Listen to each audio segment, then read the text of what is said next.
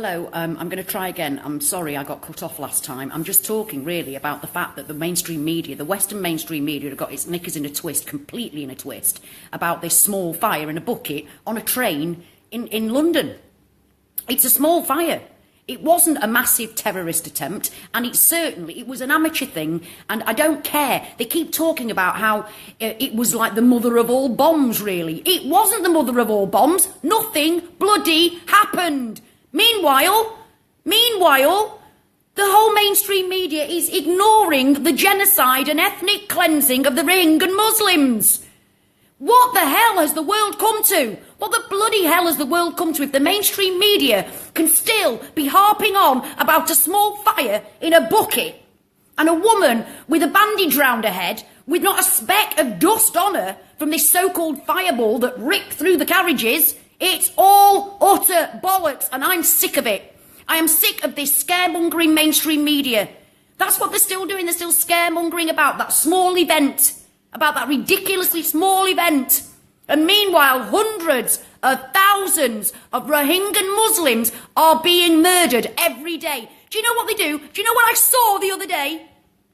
I saw a man take off his shoes and pick up a baby. And he took off his shoes so he could swing around and throw that baby in a fire. And throw that baby in a fire. Now that's real. That's real. So why the bloody hell?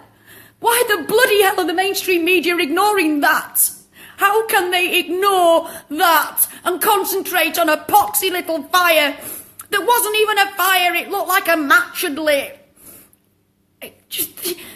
I can't bear to see the suffering, and I can't bear to see this one-sided bullshit. We have to start standing up to our media. If you are still paying your television licence in Britain, stop! Because they don't deserve a bloody penny of it.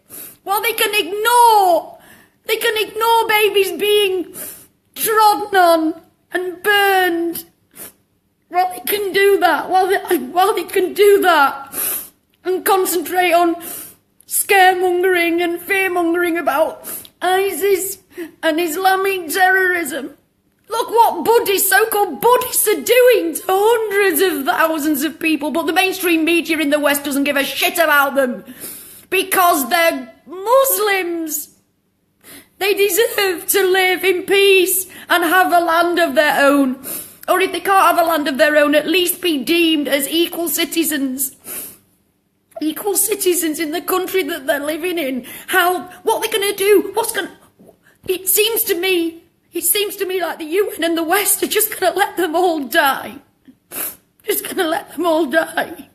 And there'll be no Rohingya left.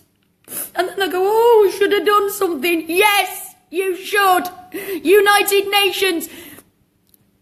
Donald Trump, Theresa May, where are you? Where are you?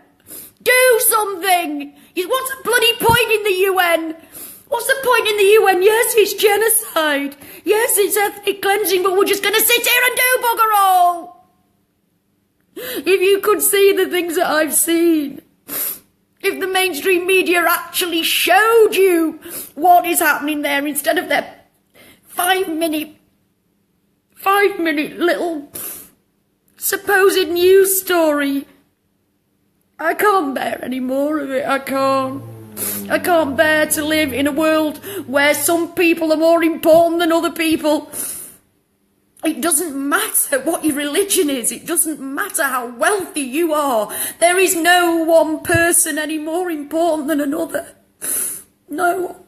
So please, if you're seeing this, speak out for the Rohingya Muslims before there's just none of them left. Share what you find on the internet. Share it, but please make sure it's the real thing. Please make sure it's really Rohingya, because I have seen a few posts that aren't Rohingya. It doesn't mean they're any less disgraceful and barbaric, but they're not. We must share the truth because the mainstream media aren't. And when I can see a man swinging a baby round and then take off his shoes so he can turn round better before throwing them in the fire. women being beheaded after they've been raped. So all of you out there going on about ISIS, the beheaders, care as much about these people being beheaded. But don't you care about them because they're only Muslims, Rohingyan?